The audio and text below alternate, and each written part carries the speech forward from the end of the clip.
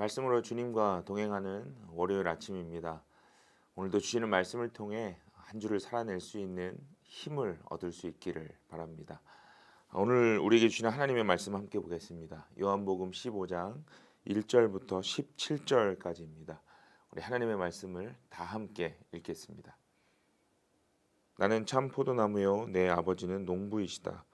내게 붙어 있으면서도 열매를 맺지 못하는 가지는 아버지께서 다 잘라버리시고 열매를 맺는 가지는 더 많은 열매를 맺게 하시려고 손질하신다. 너희는 내가 너희에게 말한 그 말로 말미암아 이미 깨끗하게 되었다. 내 안에 머물러 있어라. 그리하면 나도 너희 안에 머물러 있겠다. 가지가 포도나무에 붙어 있지 아니하면 스스로 열매를 맺을 수 없는 것과 같이 너희도 내 안에 머물러 있지 아니하면 열매를 맺을 수 없다. 나는 포도나무요 너희는 가지이다. 사람이 내 안에 머물러 있고 내가 그 안에 머물러 있으면 그는 많은 열매를 맺는다. 너희는 나를 떠나서는 아무것도 할 수 없다. 사람이 내 안에 머물러 있지 아니하면 그는 쓸모없는 가지처럼 버림을 받아서 말라버린다. 사람들이 그것을 모아다가 불에 던져서 태워버린다. 너희가 내 안에 머물러 있고 내 말이 너희 안에 머물러 있으면 너희가 무엇이든지 무엇을 구하든지 다 그대로 이루어질 것이다. 너희가 열매를 많이 맺어서 내 제자가 되면 이것으로 내 아버지께서 영광을 받으실 것이다.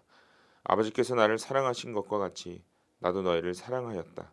너희는 내 사랑 안에 머물러 있어라. 너희가 내 계명을 지키면 내 사랑 안에 머물러 있을 것이다. 그것은 마치 내가 내 아버지의 계명을 지켜서 그 사랑 안에 머물러 있는 것과 같다. 내가 너희에게 이러한 말을 한 것은 내 기쁨이 너희 안에 있게 하고 또 너희의 기쁨이 넘치게 하려는 것이다. 내 계명은 이것이다. 내가 너희를 사랑한 것과 같이 너희도 서로 사랑하여라. 사람이 자기 친구를 위하여 자기 목숨을 내놓는 것보다 더 큰 사랑은 없다. 내가 너희에게 명한 것을 너희가 행하면 너희는 나의 친구이다. 이제부터는 내가 너희를 종이라고 부르지 않겠다. 종은 그의 주인이 무엇을 하는지를 알지 못한다. 나는 너희를 친구라고 불렀다. 내가 아버지에게서 들은 모든 것을 너희에게 알려주었기 때문이다. 너희가 나를 택한 것이 아니라 내가 너희를 택하여 세운 것이다.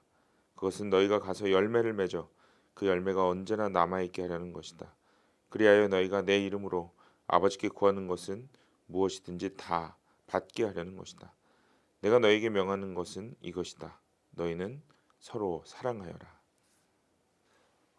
여름 휴가철에 이 캐나다 서부에 있는 이 켈로우나라는 곳에 방문한 적이 있습니다. 이 캐나다에서 과일이 가장 풍성하고 맛있게 자라나는 이 오카나간 지역입니다. 하루는 아이들과 함께 이 체리 피킹을 하기 위해서 체리 농장에 방문했습니다. 체리 피킹을 할 때에는 한 가지 레귤레이션이 있습니다. 나무의 가지를 꺾지 않고 조심스럽게 체리를 따야 하는 것입니다. 이 간혹 욕심을 부리다가 가지를 건드려서 그 가지가 파손되면 그것을 지켜보고 있던 농장 주인이 와서 그 가지를 가차없이 잘라버립니다. 그 가지는 더 이상 열매를 생산할 수 없기 때문이죠. 이렇듯 가지는요, 나무와 뗄래야 뗄 수 없는 관계에 있습니다. 떨어지면 죽는 것이죠. 오늘 예수님은 제자들에게 두 번째 고별 설교를 하시면서 포도나무의 비유를 통해서 예수님과 제자들이 뗄래야 뗄 수 없는 그러한 존재임을 말씀하십니다. 오늘 본문 바로 전인 14장 마지막 절을 보시면 예수님께서 제자들에게 일어나라 여기서 떠나자라고 말씀하셨어요. 그리고 그 자리를 떠나 어디론가 제자들과 함께 향하셨죠. 예루살렘 성전을 지나서 감람산으로 향하시면서 예수님은 들판에 수없이 많은 그 포도밭과 포도나무들을 보면서 오늘 본문의 비유를 들어서 말씀하십니다. 주님은 참 포도나무시고 제자들은 가지라고 말씀하셨어요. 이렇게 말씀하시면서 예수님은요, 우리가 늘 주님과 더욱 가까워져야 하고 또 그리스도의 생명을 공유하기를 원한다라고 말씀하셨습니다. 그러나 주님 안에 있어도 그 생명을 공유하지 못하는 나무는 잘라낼 수밖에 없다라고 오늘 본문 2절을 통해 말씀하셨습니다. 이 중동 지역에서는요, 포도를 재배할 때 1년에 두 번의 가지치기를 한다고 합니다. 봄에 이 순 끝을 잘라내서 가지가 빨리 자라지 못하게 하는 것을 막아준다고 해요. 또 한 번은 가을에 이루어지는데요. 수확을 마친 후에 더 이상 열매를 맺을 가능성이 없는 가지들을 골라서 잘라낸다고 합니다. 본문 2절과 3절은 이것에 대해서 말씀하시면서 우리가 이미 깨끗하게 된 존재이기 때문에 주님께 온전히 붙어 있어야 한다라고 말씀하세요. 그런데 같은 나무에 붙어 있어도 깨끗한 가지가 있고 또 잘라내야 하는 가지가 있다라고 또 동시에 말씀하셨습니다. 이것은 무엇을 말씀하시는 걸까요? 예수님 안에 있어도 열매를 맺지 못하고 잘라내야 하는 가지가 있다는 것, 그것은 무엇을 의미하는 것일까요? 그것을 알기 위해 오늘 본문 9절과 10절을 다시 한번 함께 읽겠습니다. 아버지께서 나를 사랑하신 것과 같이 나도 너희를 사랑하였다. 너희는 내 사랑 안에 머물러 있어라. 너희가 내 계명을 지키면 내 사랑 안에 머물러 있을 것이다. 그것은 마치 내가 내 아버지의 계명을 지켜서 그 사랑 안에 머물러 있는 것과 같다. 결국 이 말씀은요, 우리가 예수님을 구주로 믿고 살아가도 그 안에 그리스도의 사랑이 없으면 주님 안에 머물러 있는 것이 아니다라고 말씀하시는 겁니다. 예수님 안에 있어도 열매 맺지 못하는 가지가 될 수 있다는 것이죠. 예수님의 제자로 3년 동안을 동거동락했어도 가룟 유다는요, 그리스도의 사랑이 아닌 자신의 꿈을 이루기 위해 예수님을 쫓았습니다. 왜 그렇게 될 수밖에 없었을까요? 다른 제자들과 마찬가지로 예수님의 사역을 함께 경험했었고 예수님의 말씀을 지속적으로 들었음에도 불구하고 가룟 유다의 마지막 결정은 그들과 달랐습니다. 아니죠. 사실 남은 제자들도 마찬가지였죠. 왜 그럴 수밖에 없었을까요? 그 이유를 오늘 본문 10절이 설명하고 있습니다. 너희가 내 계명을 지키면 내 사랑 안에 머물러 있을 것이다. 제자들은요, 그리스도의 사랑 안에 머물러 있지 못했던 것 같습니다. 그 이유는 하나님의 계명이 무엇인지를 바르게 깨닫지 못했기 때문이죠. 그리고 그 계명을 지켜야 하는 방법을 깨닫지 못했기 때문입니다. 오늘 말씀하신 이 계명이란 무엇일까요?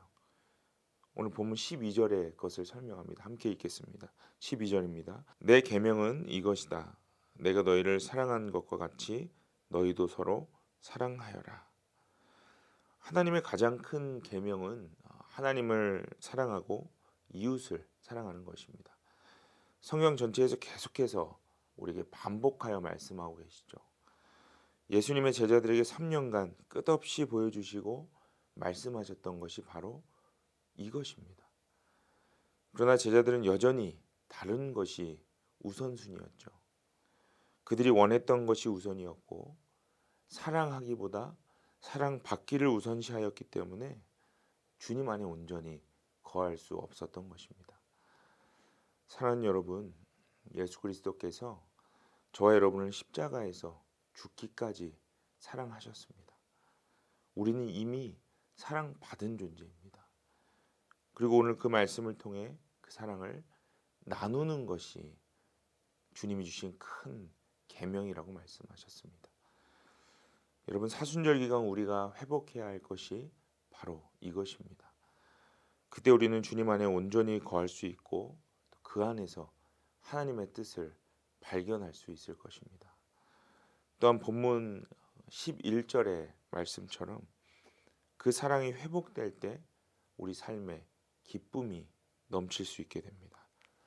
오늘 다시 한번 본문 말씀을 묵상하시면서 이미 그리스도의 사랑으로 깨끗하여진 또 그 사랑을 이미 받은 우리가 하나님을 더욱 사랑하고 그 사랑을 나눌 수 있는 삶이 될 수 있게 해달라고 기도하실 수 있기를 바랍니다.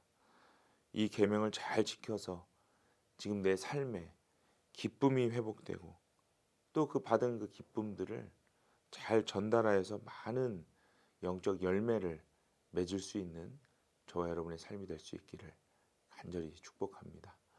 함께 기도하겠습니다. 하나님, 감사합니다.